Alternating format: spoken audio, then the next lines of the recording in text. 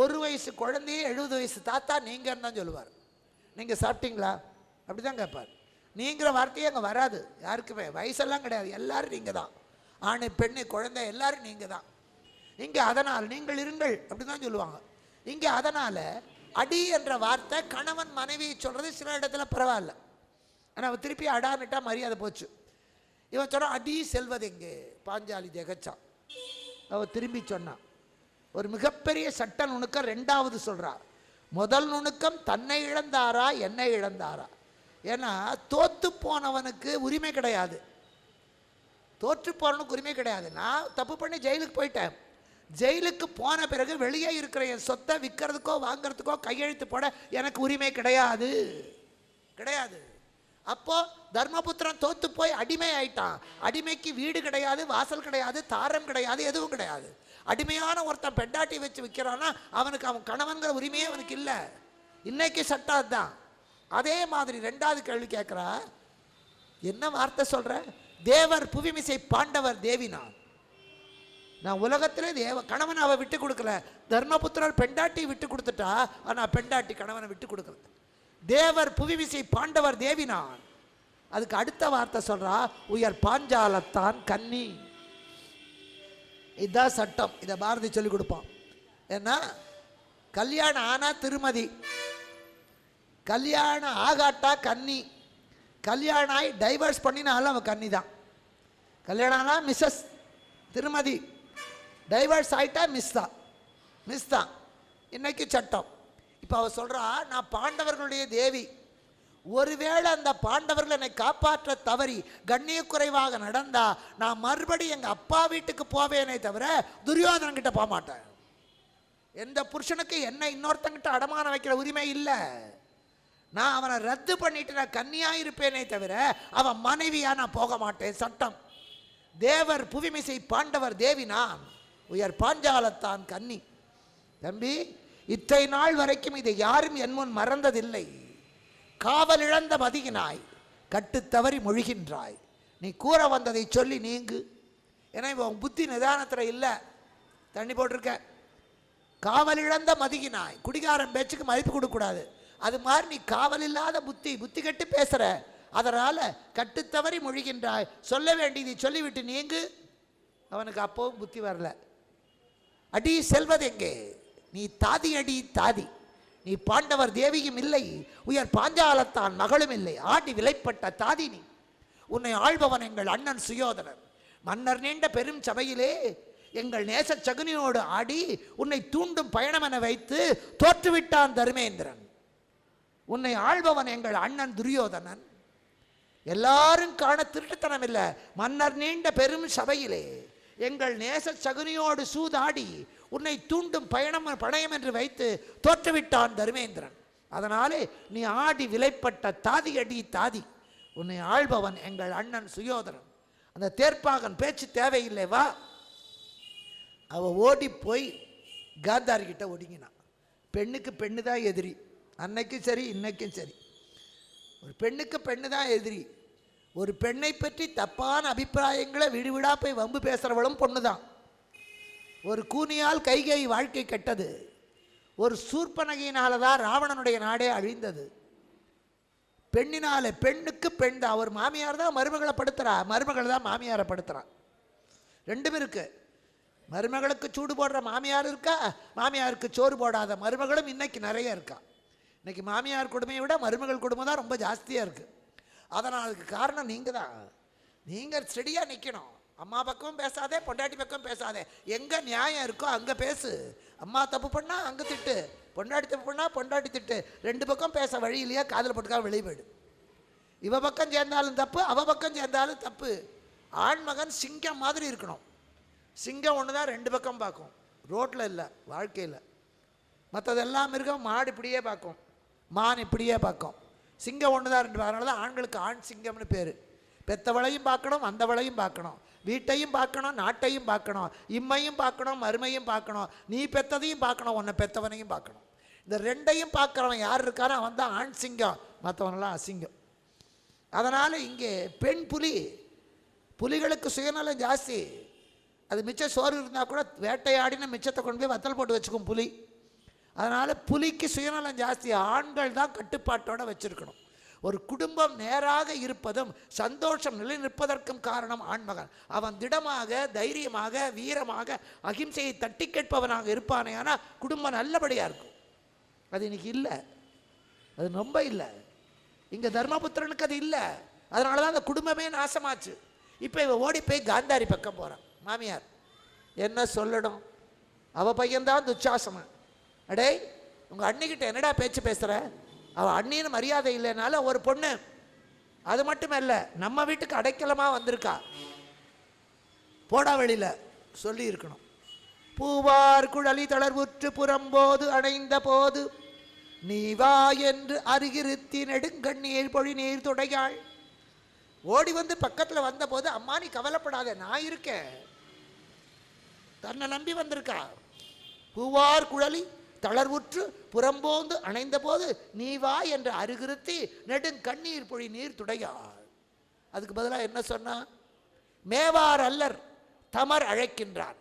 Eddy அடுத்த வீட்டுக்காரனா கூப்பிட்றான், உன் மச்சனன் தானே கூப்பிடுறான். அதனாலே நின் நிலை விளம்பி வர அஞ்சாது ஏகா என்றாய் பல பாதகரை பயந்தாள். திரள் குஞ்சுகள் மாதிரி பல அயோக்கியர்களை பெற்றெடுத்த காந்தாரி, நீ ஏன் கவலைப்படுற? இங்கேயே பதில் சொல்ற, சபைக்கு போய் சொல்லிட்டு வா. பெண்கள் சபைக்கு வருகிற வழக்கம் இல்லை. சபைக்கு போய் நீ போய் சொல்லிட்டு வா. அஞ்சாது ஏகு என்றால் பல பாதகரடை பயந்தாள். வில்லி அழகா சொல்வார், அன்றே துயரத்தில் அடி வைத்தாள். எப்ப பாஞ்சாலிய துச்சாசனம் பக்கம் தள்ளி நீ சபைக்கு போன்னு காந்தாரி சொன்னாலோ அன்னைக்கே அவளுக்கு கஷ்டம் ஆரம்பமாயிடுத்து. முடியவே இல்லை. எந்த பிள்ளைக்காக அவள் பறிஞ்சு பேசினாலோ 100 பிள்ளைகளை பெற்றெடுத்தா, ஒத்த பிள்ளை கடைசியில் அவளுக்கு இல்லை, ஒரு பெண்ணை பெற்றெடுத்தாள். அந்த மருமகனும் செத்தான். அதான் அவளுக்கு நிகழ்ந்தது. குந்தி 5 பிள்ளைகளை பெற்றா, 5 பேர் கடைசி வரைக்கும் இருந்தார். இப்போ சொல்றா, பல பாதகரை பயந்தால் மேவாரல்லர் தமர் அழைக்கின்றான் போ.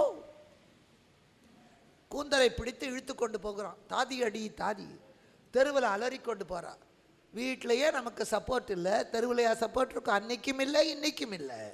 கண்ணகி தெருவில் கத்தினா, சான்றோர் முண்டுகோல், சான்றோர் முண்டுகோல், தெய்வமும் உண்டுகோல், தெய்வமும் உண்டுகோல். இந்த மதுரையில் பெண்டிரு முண்டுகோல், ஒருத்தர் ஏன்னு கேட்கல. இப்போ பாஞ்சாலி அழுது கொண்டு போறா, எல்லாரும் 2 பக்கத்தில் நின்று புலம்புறான். ஐயோ, இவ கூந்தலை பிடிச்சி இழுக்கிறானே, அர்ஜுனன் மலர் சூட்டிய கூந்தல் அல்லவா, பாஞ்சாலத்தான் மகள் அல்லவா, இப்படிப்பட்ட உத்தமையை இப்படி இழுத்து கொண்டு போகிறானே போனமோனான்னாங்க. இதை கேட்டு வியாசருக்கு நெஞ்சு கொதிக்கலை, வில்லிபுத்தூர் ஆழ்வாருக்கு நெஞ்சு குறிக்கலை, நல்லா பிள்ளை பாரதத்தில் கொதிக்கலை, பெருந்தேவனார் பாரதத்தில் கொதிக்கலை. ஆனால் ஏடுகளை ஆட வைத்த எழுத்தாணி நாட்டியத்தானாக, மேடைகளையே பாட வைத்த வித்தார பாட்டுக்காரனாக, விந்தியத்துக்கு அப்பாலும் விரிந்து பறந்த குயிலாக, தான் படைத்த பாஞ்சாலி கௌரவரை மட்டுமல்ல பாஞ்சாலியையும் பரிதவிக்க செய்தவன் எட்டயபுரத்து சுப்பையா. அவர் தான் சொல்றார், சீ வீரமிலா நாய்கள், விலங்காம் இளவரசனை மிதித்து தராதரத்திடை போக்கி பொன்னை அவள் அந்த புறத்திலே சேர்க்காமல் நெட்டை மரங்களென நின்று புலம்பினான். பெட்டை புலம்பல் பிறர்க்கு துணை ஆகுமா?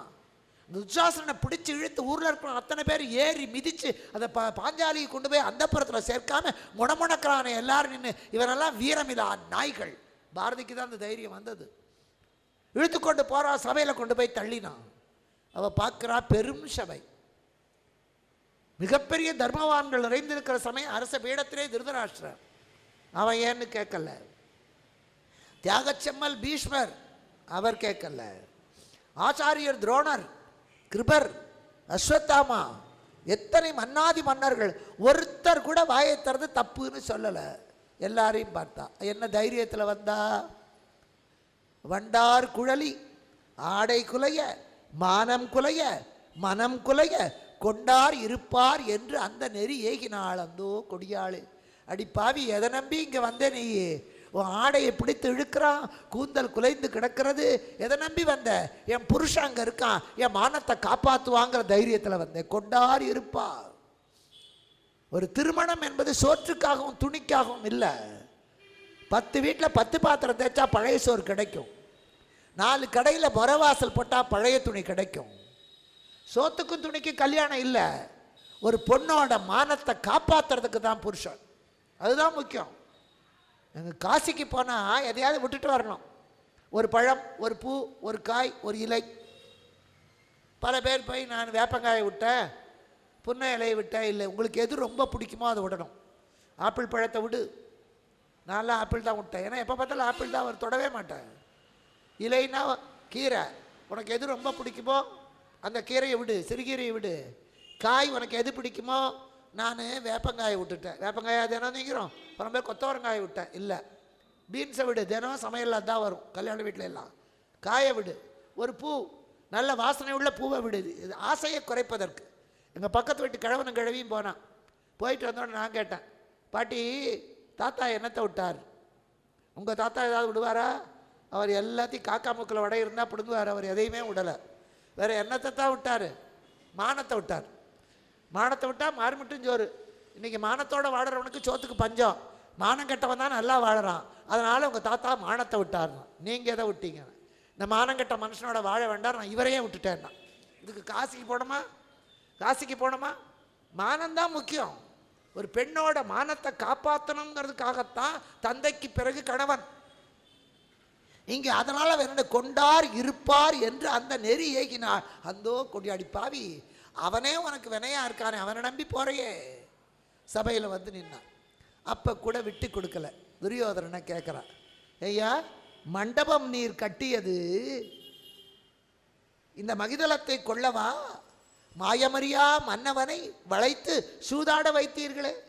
பெண்டிருடன் பிறந்தீர், பெண்கள் தமையுடையீர், பெண்பாவம் பொல்லாது கண் பார்க்க வேண்டும். உங்களுக்கு அக்கா தங்கை இல்லை? இன்னைக்கு அதே வசனம் தான். உனக்கு அம்மா இல்லை, ஒரு பெண் வயிற்றில் தானே பிறந்த.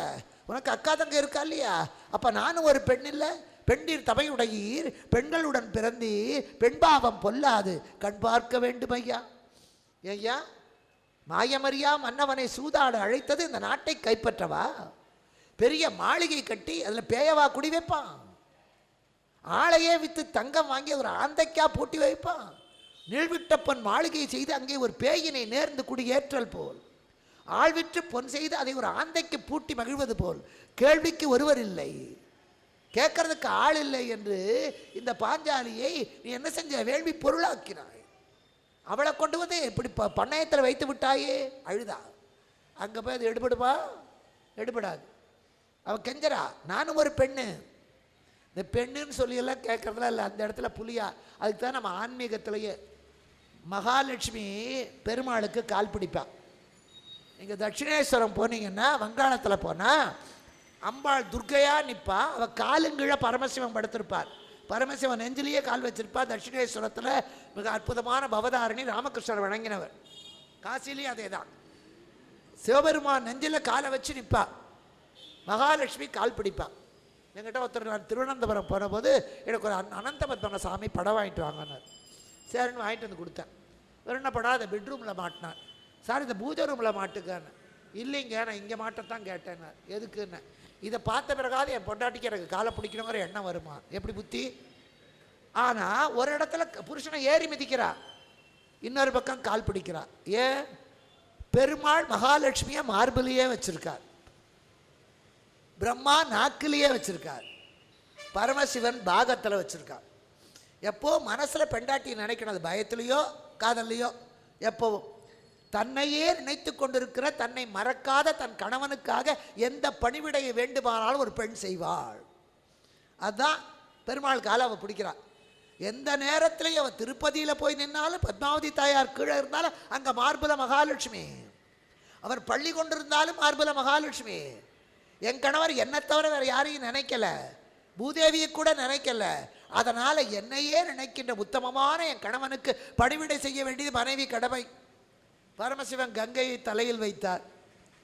திருச்சிலபுரம் மீனாட்சி சுந்தரம் பிள்ளை சொன்னார், அம்மா அளவில்லாத பிழைகளை பொறுக்கின்ற உன்னை அணியுறுப்பு ஆதியில் வைத்தான். தண்ணியில் விழுந்தால் 3 தடவை தண்ணி தூக்கி கொடுக்கும். தளர்வுறு பிழைகள் 3 பொறுப்பவளை தலையிலே வைத்தான். பிளவுறு மதியமும் மத்தமும் சூடும் பெருமான் பித்தன் என்றொரு பெயர் பெற்றான். யாரை எங்கே வைக்கணும்னு தெரியலையே. எல்லா பிழைகளையும் பொறுக்கிற உனக்கு பாதி தான் கொடுத்தான். ஊனே பிழை பொறுக்கிறவளை தூக்கி தலைமையில் வச்சுக்கிட்டு ஆடினான். எந்த பொண்ணும் தன் கணவன் என்ன செஞ்சாலும் பொறுத்துப்பா. அடித்தா பொறுத்துப்பா, குடித்தா பொறுத்துப்பா. வேற ஒருத்தியோட தொடர்பு இருக்குன்னு நினச்சா வெட்டி போடுவான். அவன் அதான் அழகாக குறுந்தொகையில் சொல்வான், இம்மை மாறி மறுமை ஆகினும் நீ ஆகியர் என் கணவரே யானாகியர் நெஞ்சு நேர்பவளே. அழகாக சொல்வான். இந்த ஜென்மம் போய் அடுத்த ஜென்மம் வந்தாலும் நீ தான் எனக்கு புருஷன்னா, நான் தான் உனக்கு மனைவின்னு சொல்லலை. மனைவியாக இருக்கிறவளெல்லாம் மனசில் இருக்கான்னு சொல்ல முடியாது. மனைவி வீட்டில் இருப்பா, அவள் ஜாக்கிரதையாக சொல்கிறா, எத்தனை ஜென்மம் எடுத்தாலும் நீ தான் எனக்கு புருஷன், நான் தான் உன் நெஞ்சு நேர்பவள். நான் மனைவியாக மட்டும் இருக்க விரும்பலடா, மனசில் நான் தான் இருக்கணும், வேற ஒருத்தி இருக்கக்கூடாது. பல பேர் சொல்லுவான், எனக்கு இப்போ கூட மனசு வச்சா நான் 4 கல்யாணம் பண்ணிப்பேம்மா. கோவம் வந்தான், போய் ஒன்றை கட்டிக்கிட்டேனே, எனக்கு என்னடி இப்போ சொடக்கு போட்டால் 100 பொண்ணு வந்து க்யூவில் நிற்பாம்பா. அந்த பொண்ணு சொல்ல மாட்டான், நான் சொடக்கு போட்டால் 100 பிள்ளை வந்து நிற்பான், மதுரையில் கேட்டான் மன்னார்குடியில் கேட்டான்னு சொல்ல மாட்டான். அவன் என்ன தெரியுமா சொல்லுவா, சொடக்கு போட்டால் 100 பொண்ணு வருவாயா, நான் எத்தனை ஜென்மம் எடுத்தாலும் பேயா பிடிச்சி ஒன்றைத்தான் ஆட்டுவேன், தவிர வேற ஒருத்தரை பிடிக்க மாட்டேன், வேற ஒருத்தரை பிடிக்க மாட்டேன். அதான் பொண்ணு, அதான் பொண்ணு. எங்கே போயிடுவியா, வெட்டி விட்டு ஜெயிலுக்கு போவேன்பா, விட்டு கொடுக்க மாட்டான். இங்கே பாஞ்சாலியும் விட்டு கொடுக்கல, தர்மபுத்திரனை விட்டு கொடுக்கல. அவன் மாயமறியாத மன்னவன், நீ தான் ஆட வச்ச, இத்தனையும் அவனுக்கு தான் சப்போர்ட் பண்ணான். ஆனால் தண்டு இருந்தது இவன் கரத்தில், தனுவிருந்தது இவன் கரத்தில், வண்டு இருந்த குழல் மேல் மாசு இருந்தது இறை இருந்தா.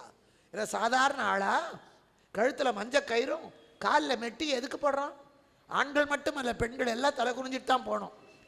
ஆணுக்கு காலில் மிஞ்சின்னு ஒன்று போடுவான் முன்னெல்லாம், அந்த மிஞ்சி போட்டால் அவன் கல்யாணம் ஆனவன், மெட்டி போட்டால் இவன் கல்யாணம் ஆனவன்.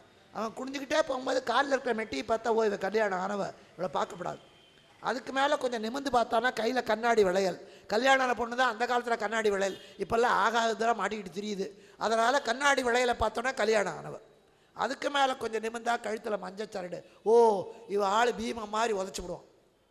அதுக்காகத்தான் இன்றைக்கி புரட்சி பண்ணி மெட்டி கூட போட்டுக்குது காலேஜ் பொண்ணு. இன்னும் மஞ்சக்கயிறை தானாக கட்டிக்கிற தைரியம் எந்த பொண்ணுக்கும் வரல, எந்த பொண்ணுக்கும் வரல. அந்த 10 பைசா மஞ்சக்கயிறு கட்டுறதுக்கு தான் லட்சமாக பணம் கொடுத்து பவுன் பவுனாக போட்டு அவனை கேட்டதையெல்லாம் கொடுத்து அந்த 1 நிமிஷம் அந்த 3 முடிச்சு போட, அது கூட 2 முடிச்சு ஆளை வச்சு போடுறீங்க, அதுக்காக அவனுக்கு அத்தனையும் கொடுக்குறான் அந்த மஞ்சக்கயிறுக்கு. அதுதான் முக்கியம். தங்கத்தாலி முக்கியம் இல்லை, தங்கத்தாலி லாட்ஜுக்கு போகிறவளும் போடுறா, ஆனவளும் போடுறா, ஆகாதவளும் போடுறா, விதவையும் போடுறா. மஞ்சக்கயிறை ஒத்தி தான் போட முடியும். 10 பைசா மஞ்சக்கயிறுக்கு இருக்கிற மரியாதை வேறு எதுக்கும் இல்லை. யாராவது தங்க செயின் போட்டுனா நாளையிலேருந்து ஒரு மஞ்சக்கயிறு சேர்த்து கட்டிக்குங்க, அதுதான் நமக்கு பாதுகாப்பு. அதனால் இங்கேயும் இந்த பாஞ்சாலி வந்து நிற்கிறாள், 5 பேர் நிற்கிறார்கள். அவங்க ஒன்றும் சாதாரண ஆள் இல்லை. அர்ஜுனங்கிட்ட காண்டீபம், பீமங்கிட்ட சத்ருகாசனி என்ற கதை, நகுல சகாதேவர்கிட்ட வாழ். ஒரு புருஷனை ஒரு பொண்ணை பார்த்தா, டே அவளை பார்க்காதடா புருஷன் பீமா மாதிரிம்மா. மாதிரியை கண்டே பயப்படும் போது ஒரிஜினல் ஆள் என்ன எவன் பயந்தான் இல்லையே. தண்டு இருந்தது இவன் கரத்தில், தனுவிருந்தது இவன் கரத்தில், வண்டு இருந்த குழல் மேல் மாசு இருந்தது என இருந்தா. அப்பத்தான் சொன்னா, நீ பாண்டவர் தேவியும் இல்லை, பாஞ்சாலத்தான் மகள் அல்ல, தாதி. உடனே துரியோதனன் சொன்னா, அடிமைகள் மேலாடை அணிகின்ற வழக்கமில்லை. இன்னைக்கு கேரளாவில் வேலை செய்கிற பெண்கள் இடுப்பில் ஒரு வேஷ்டி மேலே சட்டையும் தான் போடுவாள், மேலாடை போடுற வழக்கம் இல்லை. அச்சி மாறுமாங்க அவங்கள. முன்னெல்லாம் பார்த்தீங்கன்னா பழைய காலத்துல எல்லாம் ஜாதியம்னு சொல்லும்போது வேலை செய்கிற இடுப்பில் ஒரு கோவடம் தான் கட்டியிருப்பான், மேல் துண்டு போட மாட்டான், தோட்டா எடுத்து இடுப்பில் கட்டிப்பான். கோவிலுக்கு போனால் இன்றைக்கி கேரளாவில் எல்லாம் மேலே சட்டை போட்டுட்டு போக முடியாது, சட்டை எடுத்து இடுப்பில் தான் கட்டிக்கணும். ஆண்டவன் நமக்கு எஜமான. ஆனால் பெண்களுக்கு அதை சொல்ல முடியாது. ஆண்கள் சட்டை எடுத்து இடுப்பில் கட்டலாம், பெண்கள் தாவணி எடுத்து இடுப்பில் கட்டக்கூடாது. இப்போ இவன் சொல்கிறான், அடிமைகள் மேலாடை அணிகின்ற வழக்கம் இல்லை, அதனால் இவள் ஆடையும் களைவாய், அவர்கள் பாண்டவர்களுடைய சீரையும் களைவாய், அவனுடைய மேல் துண்டை எடு, இவ ஆடையும் களை சொன்னான். அப்போ பாஞ்சாலி கேட்கிறா, என்னை முதலிலே வைத்து இழந்தாரா, தன்னை வைத்து இழந்தாரா? அடிமைகளுக்கு வீடில்லை, வாசல் இல்லை. அவர் தான் தோற்று போனார்னா என்னை வச்சு ஆட உரிமை இல்லை. எது செய்தார்? அதுக்கு பதில் சொல்ல முடியல. அப்போ பீஷ்மர் சொல்றார், அம்மா மனு தர்ம சாஸ்திரப்படி ஒரு கணவன் மனைவி விற்கலாம், விலை பேசலாம், காலம் மாறிவிட்டது, சொல்லாமே இருந்திருக்கலாம். பீஷ்மர் செஞ்ச தப்பு அதுதான்.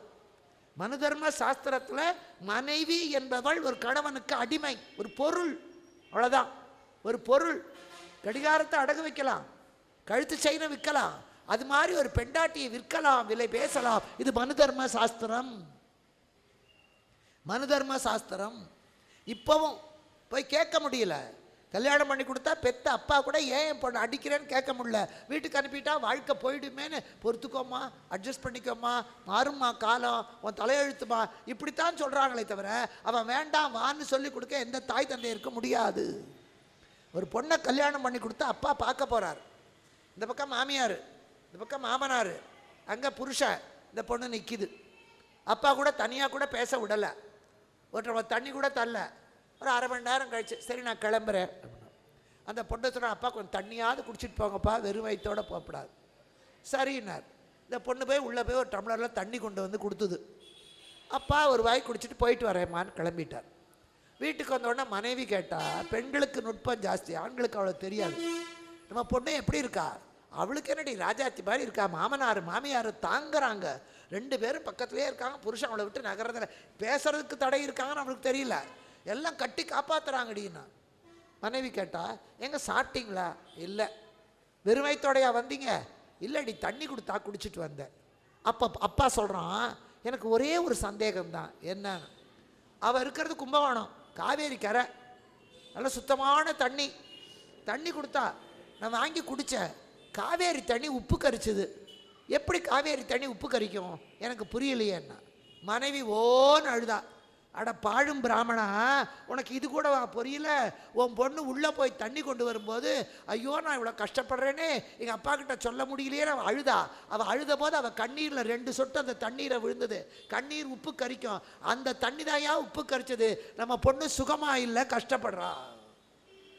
அதுதான் இன்னைக்கும் இல்லை, இன்னைக்கு 199 கஷ்டப்பட்டாலும் பொறுத்துக்கோமான்னு சொல்லத்தான் இருக்கே தவிர, ஒரு பெண்ணுக்கு கஷ்டம் வந்தா அவன் சாவுக்கு போவாளே தவிர குடிக்க போக மாட்டான். ஆணுக்கு பிரச்சனை வந்தா அவன் சாக மாட்டான், சாக அடிப்பான், குடிக்கத்தான் போவான். எல்லா குடிகாரங்கிட்ட கழுங்க பிரச்சனை, என் பொண்டாட்டி சரியில்லை, என் மாமனார் பணம் கொடுக்கல, கடன் தீர்க்க முடியல, அதே கஷ்டம். என் புருஷன் சரியில்லைன்னு பொண்டாட்டி குடிக்க போக மாட்டான், கடன் ஜாஸ்தியாக போச்சுன்னு போக மாட்டான், என் புருஷன் அடிக்கிறான்னு போக மாட்டான். இது அன்னைக்கு இன்னைக்கு தலையெழுத்து, எத்தனை ஆனாலும் அதுதான். இப்போ இங்கே அதே மாதிரி பாஞ்சாலி சொல்லுகிறா அடிமைகளுக்கு வழக்கம் இல்லை. அடிமையுடைய ஆடை கழற்று, துச்சாசனம் பிடிச்சி இழுக்கிறான், இவன் தன்னைத்தானே காப்பாற்றிக்கலான்னு கையை வச்சு மார்பு அணைத்துக் கொள்கிறான். ஆராய இரு தடங்கண் அஞ்சன வெம்பு நல் சோர, அழகம் சோர, மெய் சோர, கண் சோர, வேறோர் சொல்லும் கூறாமல் குளிர்ந்து நாவில் ஊராத அமிழ்தூர கோவிந்தா கோவிந்தா என்று உடல் புலகித்து உள்ளம் முருகினாளே. கண்களில் கண்ணீர் பெருகுகிறது. ஆறாகி இரு தடங்கண் அஞ்சன வெம்பு நல் சோர, மை கரைஞ்சு வருகிறது, கை சோர மெய் சோர, ஆடையை பிடிக்க முடியல, கையை அதை அவனோட பலத்துக்கு முன்னால் நிற்க முடியல, கை சோர மெய் சோர, ஒரு வார்த்தை சொல்ல முடியல. யாரை கூப்பிடுவா? ஒருத்திக்கு 5 புருஷன் நிற்கிறான், காப்பாத்தல. சபையில் தர்மம் தெரிஞ்ச அத்தனை பேர் காப்பாத்தல. ஆளுகிற அரசன் குரல் கொடுக்கல, வேலைக்கார தடுக்கல, அத்தனை பேரும் இல்லை, ஆண்டவரை நினைச்சான். வேறோர் சொல்லும் கூறாமல் கோவிந்தா கோவிந்தான். பெருமாளுக்கு 12 நாமம், அச்சுதன், மாதவன், கேசவன், ரிஷிகேசன், வாமனன், ஸ்ரீதவன், விஷ்ணு, வசுதேவன், தாமோதரன், இத்தனையும் 12 பேர் அவனுக்கு 6 நாமத்தோர். அதில் கோவிந்தாங்கிற நாமம் சிறந்தது. கோவிந்தன் என்றால் இந்திரியங்களை அடக்கினவன், ஆசை இல்லாதவன் அர்த்தம். இவன் கோவிந்தான் தான் கூப்பிட்டா, மாதவான் கூப்பிடல, கிருஷ்ணான்னு கூப்பிடல, அச்சுதான் கூப்பிடல. புலன்களை அடக்கியவன் கடுமையான பிரம்மச்சாரியே. பாரதத்தில் கடைசியில் பரீட்சித்துக்கு பட்டம் கட்டணும். அந்த கிரீடத்தை ஒரு பிரம்மச்சாரி எடுத்து வச்சா தான் தலையில் நிற்கும்னா. கல்யாணம் ஆகாதவன் பிரம்மச்சாரி இல்லை, மனசால கூட எந்த பொண்ணையும் நினைக்காதவன் தான் பிரம்மச்சாரி. யாராலையும் எடுக்க முடியல, கிருஷ்ணன் தான் தூக்கி வச்சான். அவன் ஆயர்பாடியில் கோபியரோட ஆடினானே, அப்போ அவனுக்கு வயசு 9 வயசு குழந்தைக்கு ஒன்று பிரம்மச்சரியத்தை பற்றி தெரியாது. நம்ம படம் வரைஞ்சவன் கிருஷ்ணனை ஒரு பெரிய ஆளாக போட்டு அந்த கோபிகைகளெல்லாம் என் சைஸுக்கு போட்டு நிற்க வச்சுட்டான், தப்பு. அப்போ 9 வயசு கிருஷ்ணன், அந்த 8 வயசு குழந்தைக்கு இன்னைக்கெல்லாம் தெரியும், அன்னைக்கு தெரியாது.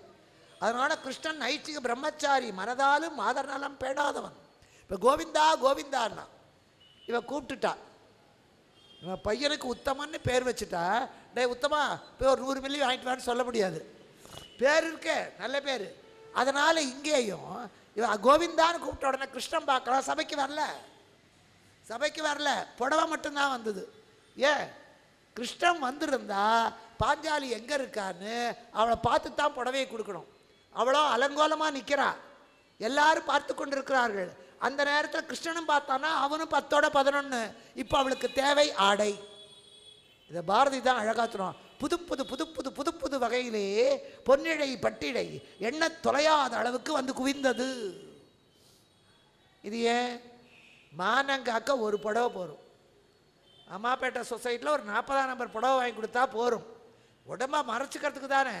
அதுக்கு பொன்னிழை பட்டிழை புது புது புது புது புது புது வகை போத்தீஸு, சென்னை சில்க்ஸு, இத்தனை என்னென்ன கடை இருக்கோ நல்லி அத்தனை கடையில் இருக்கிற அத்தனை ஜவுளி எல்லாம் ஜரிகை போட்ட பட்டு புடவை பொன்னிழை பட்டிழை விதவிதமான டிசைனில் வந்து குவியுது.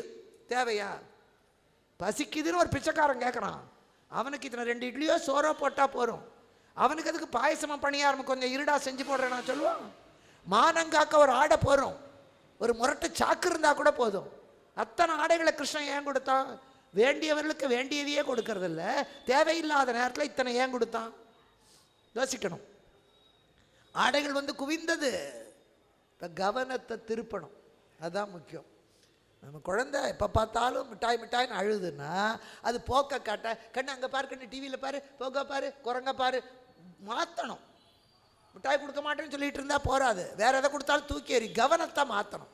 இப்போ அத்தனை பேர் பாஞ்சாலியை பார்க்குறாங்க, அவள் தன்னை காத்து கொண்டு நிற்கிறா. இப்போ புடவையை கொடுத்தாலும் அவள் அதை சுற்றிக்கிற போது 4 கண்ணு பார்க்கத்தான் பார்க்கும். சில பேர் நேரடியாக பார்ப்பாங்க, சில பேர் ஓரக்கண்ணில் பார்ப்பான், சில பேர் அப்பப்போ பார்ப்பான், ஏதோ ஒரு டேஸ்ட் இருக்கும். அதனால் இப்போ ஆடை கொடுத்து முடியாது. அத்தனை பேர் கவனத்தையும் திருப்பணும். இப்போ புடவையை போட்ட உடனே சபையில் இருந்தவனெல்லாம் அதை பார்க்க ஆரம்பித்தான். ஆஹா, அந்த கலரை பார், இந்த கலரை பார். இப்போ கூட பசங்களை சொன்னால் கலர் பார்க்குறான்பா. முதல் கலர் பார்த்தவன் துரியோதன சபையில் இருந்தவன் தான். இன்றைக்கி நீங்கள் பாருங்கள், ஜவுளிக்கடை வாசலில் புடவை தான் தொங்கும். அம்மாப்பேட்டைக்காரங்களுக்கு ஜவுளி பற்றி சொல்ல வேண்டாம், புடவை தான் தொங்கும். எந்த ஜவுளிக்கடை வாசலையாவது பேண்ட் பிட்டோ ஷர்ட் பிட்டோ தொங்குதா? அகில உலகத்திலே இல்லை, புடவை தான் தொங்குது. அப்போ இன்னும் ஒரு ரகசியம் சொல்கிறேன், எந்த பொண்ணும் கடைவாசலில் விற்கிற புடவையை வாங்க மாட்டான். நாங்கள் உள்ளே போய் அந்த கடைக்காரன் உயிரை எடுத்து அங்கே வெளியே போட்டிருக்கீங்க பாருங்கள், அதே மாதிரி அதே ஸ்ட்ரக்சரில் இந்த கலருக்கு இந்த பாடல் பிறக்காது. மீசை வச்ச பொம்பளை வேணும், தாடி வச்ச ஆம்பளை வேண்டாம். அது மாதிரி இந்த கலருக்கு அது அந்த கடையில் இருக்கிற அத்தனையும் எடுத்து போட்டுட்டு இது ஒன்றும் பிடிக்கலிங்க, அதுதான் பொண்ணு.